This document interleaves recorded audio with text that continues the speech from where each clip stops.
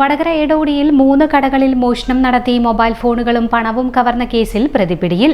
മലപ്പുറം പള്ളിക്കൽ ബസാർ സ്വദേശി ഓടെയുള്ള ചാനക്കണ്ടി പ്രണവിനെയാണ് വടകര പോലീസ് പിടികൂടിയത്. മാഹിയിൽ നിന്നാണ് ഇയാൾ പോലീസ് പിടിയിലായത്.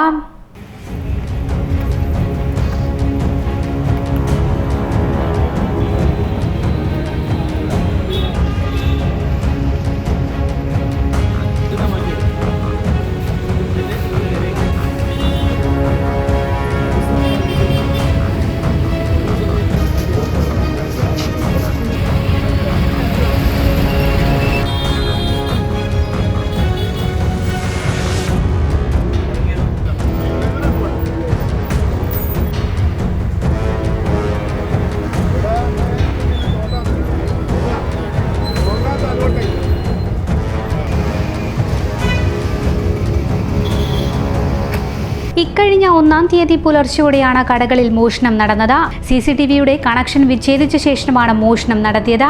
Chip and tech mobile shop, New York readymade shop, friends book stall എന്നീ കടകളിലാണ് മോഷണം നടന്നത്. മൊബൈൽ ഷോപ്പിൽ നിന്നും 2 ലക്ഷം രൂപയോളം വില വരുന്ന 6 മൊബൈൽ ഫോണുകൾ നഷ്ടപ്പെട്ടിരുന്നു.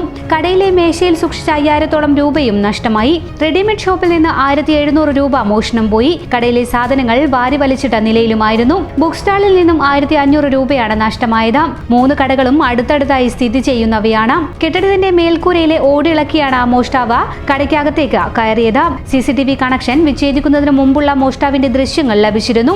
ഇത് പരിശോധിച്ചാണ് അന്വേഷണം നടത്തിയത്. നിരവധി മോഷണ കേസുകളിൽ പ്രതിയാണ് ഇയാളെന്ന് പോലീസ് പറഞ്ഞു. വടകര CI K മുരളീധരന്റെ നിർദ്ദേശപ്രകാരം SI Ranjith MK, ASI Ganesan, CPO Sajeevan, driver CPO Rahul എന്നിവർ ചേർന്നാണ് പ്രതിയെ പിടികൂടിയത്. പ്രതിയെ എടോടിയിൽ മോഷണം നടന്ന കടകളിലെത്തിച്ച് തെളിവെടുപ്പ് നടത്തി. ഇതുപോലെ നല്ല സുന്ദരിയായിരിക്കണം. അപ്പോ കല്യാണ പെണ്ണോ? അത് ചിറ്റപ്പന്റെ ഇഷ്ടം. ഇത് മതിയോ? ചിറ്റപ്പ. പാർക്കോ ഗോൾഡ് ആൻഡ് ഡയമണ്ട്സ്.